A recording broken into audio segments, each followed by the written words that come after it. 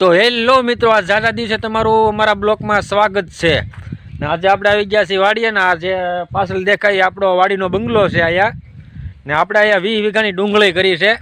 તો અમારા વિડીયોમાં બનાવી રહેજો, તમને આ ડુંગળી બતાવું કે અહીંયા ઝટકો મૂકેલો છે એટલે એની હેઠીથી જવું પડે. અગર જો વાળો અડી ગયો હોય તો પછી બાંગ ફાટી જાય એવું છે.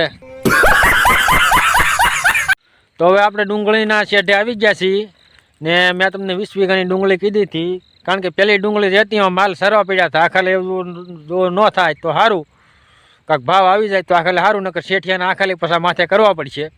તો જુઓ આપણે, હું તમને ડુંગળી બતાવું. તો જુઓ આપણી આ ડુંગળી છે, 20 વીઘાની ડુંગળી આપણે કરી છે. જુઓ આ આપણી ડુંગળી છે અહીંયા ને. આ થોડાક ઘઉં છે, 20 ગાંઠના ઘઉં કર્યા છે, બહુ ઝાઝા નથી. વીઘાના ઘઉં છે અને 20 વીઘાની ડુંગળી છે. તો મિત્રો, અમે ઝાઝાદીએ બ્લોગ બનાવ્યો છે. તો હવે આપણા વિડીયોને લાઇક, શેર ને કોમેન્ટ કરતા રહીજો, તો જેથી કરીને આપણી આ ડુંગળીનો ભાવ આવી જાય.